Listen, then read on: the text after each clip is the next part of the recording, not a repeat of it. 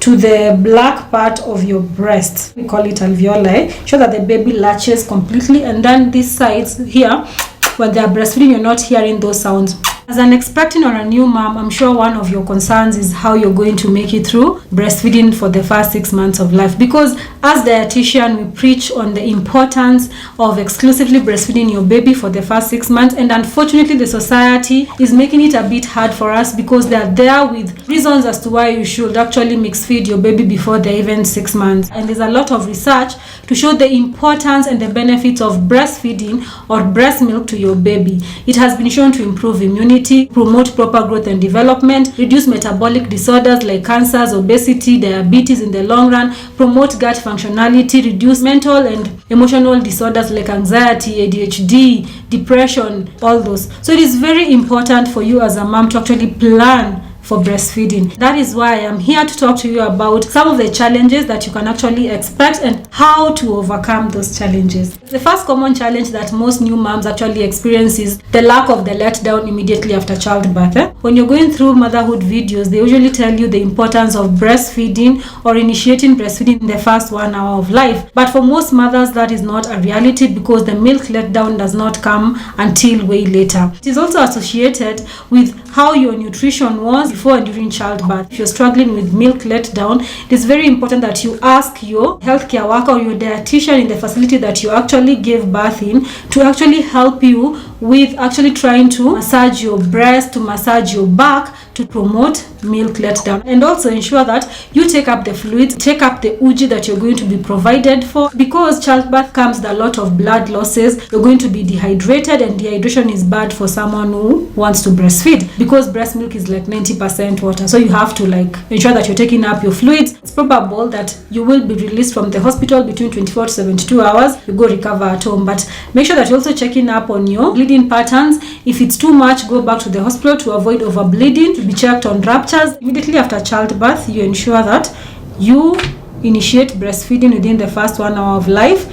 Ask your healthcare provider for assistance because you're going to be tired, you're going to be weak because of the whole nutrient losses and the blood losses that come with childbirth. But it's natural for your baby to actually look for the breast if you don't wipe them. Their smell senses are quite still very high and they can actually move their way up. If that does not happen, you ask for assistance from your healthcare worker or your nutritionist or your midwife to actually help you latch the baby. That's the first challenge. The second challenge that most mothers actually face is on the breast conditions. Now, the mastitis, the engorgement, and the pain that comes with breastfeeding a new baby. Not all mothers face this, fortunately, but some few mothers are going to face this. The solution to this is actually latching. The solution to engorgement, like if your breasts are engorged, you're going to need to express. When you're expressing and you don't have a pump, you can use the scissor method. Like you take your hand like this, then you put it in your breast like this. You make sure that your thumb, this is the thumb, you make sure that your thumb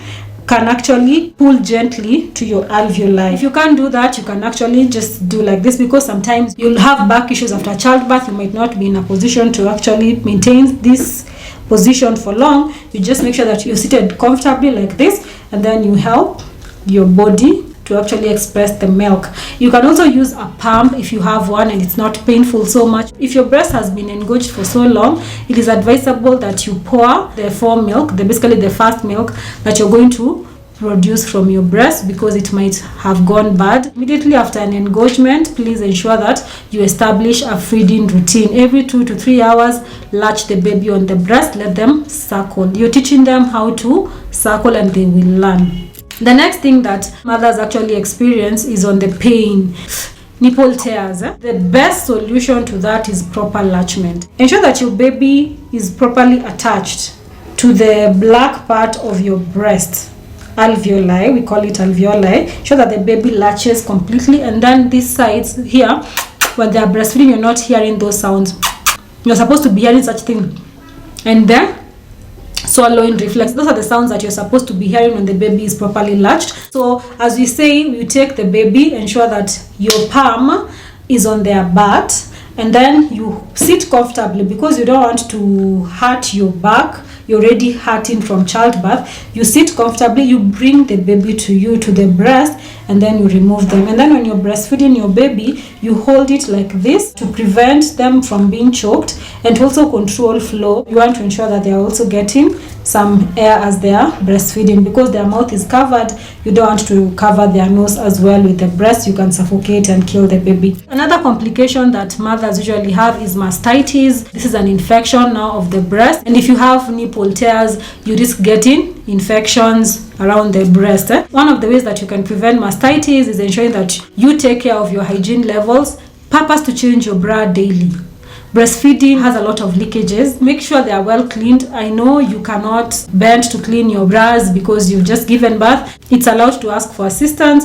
If you don't have a house help, you can ask your mom, you can ask your sister or your relative to come and help you with taking care of things around the house so that you can be comfortable enough to breastfeed. Another very common challenge that most mothers usually come to me with is their babies not gaining enough weight. That is very common with new moms. The breast milk has 3 different parts. We have the fore milk, that is the front milk. We have the middle and the hind milk, that is behind basically. These different parts of the breast milk are actually constituted with different nutrients and even vitamins, minerals and such for growth and development. The mistake most moms usually do when they complain that their baby is not feeding enough is they feed them the fore milk alone. The fore milk is highly concentrated with water. It's for hydration purposes, to make sure that the baby is well hydrated. If you breastfeed your baby for like 4 minutes for this breast and then you move them to the other breast after 4 minutes, they have not gotten the mid and they have not gotten the hind milk. If your baby doesn't get all that milk, even if you interchange the breast how many times, they're not going to achieve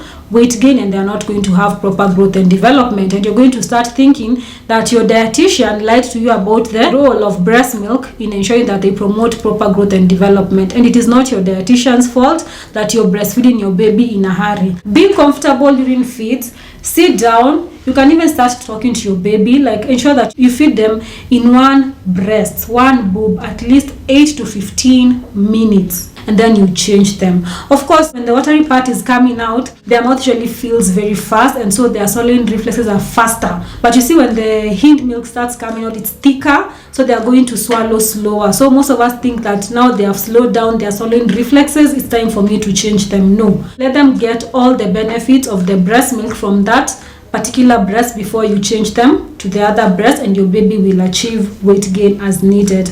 Another thing that most mothers usually have a problem or a challenge with is the stomach issues that come with a newborn. Colic, you all understand. It can be quite frustrating for a new mom, very frustrating. But remember that it does not happen to your baby, it happens to most babies. And traditionally we say that if the mom doesn't have the stomach pain because of the contraction of the uterus, the baby will have them. Please let me know in the comment section what you think about that. I'm sure there is no direct cause or reason as to why babies usually have colic, but there are assumptions that poor attachment brings about a lot of gas in their tummy, making them uncomfortable, and they will cry because of that. There's also the fact that your baby might not be having proper digestion. Other babies cry because of being hungry, and their mothers think that it's because they have colic. Ensure that your baby is well fed, ensure that your baby is comfortable, and also remember that it's also a good thing when the baby wakes up every 2 to 3 hours to feed, because it means that they're going to take up enough nourishment, because their stomach capacity is very tiny, and it is advisable for you, the mom, to ensure that you're feeding them every 2 to 3 hours. First thing, to establish a feeding routine,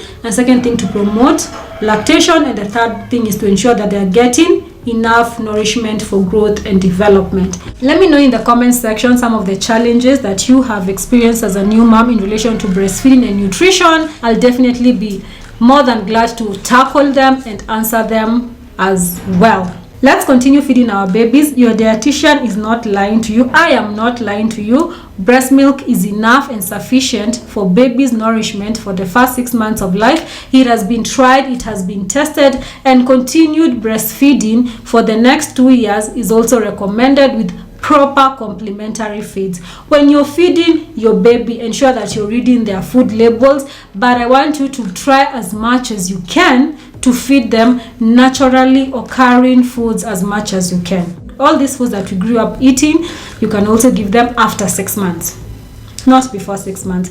Before 6 months, even water, breast milk, as I have said, it has 3 parts. So it has enough water, it has enough proteins, it has enough carbohydrates, it has enough fats, and all the vitamins, minerals that are needed for proper growth and development. Another thing, if your iron stores as the mom goes down, your baby's iron stores are going to go down. So it is important for you as the mom to ensure that your nutrition is optimal, to ensure that your baby gets the best. And if you need a dietitian to help you with breastfeeding, to pregnancy, weaning, any condition that you might have, please be free to reach out. We have a coaching program, a monthly coaching program, whereby I will be talking to you about your problem, the thing that you need help with for a month. From every 15th of every month, I'll be having those coaching sessions, and it's online. It's very convenient. You have access to me. We can do video call, we can do voice calls, and I check up to check on progress for 30 days.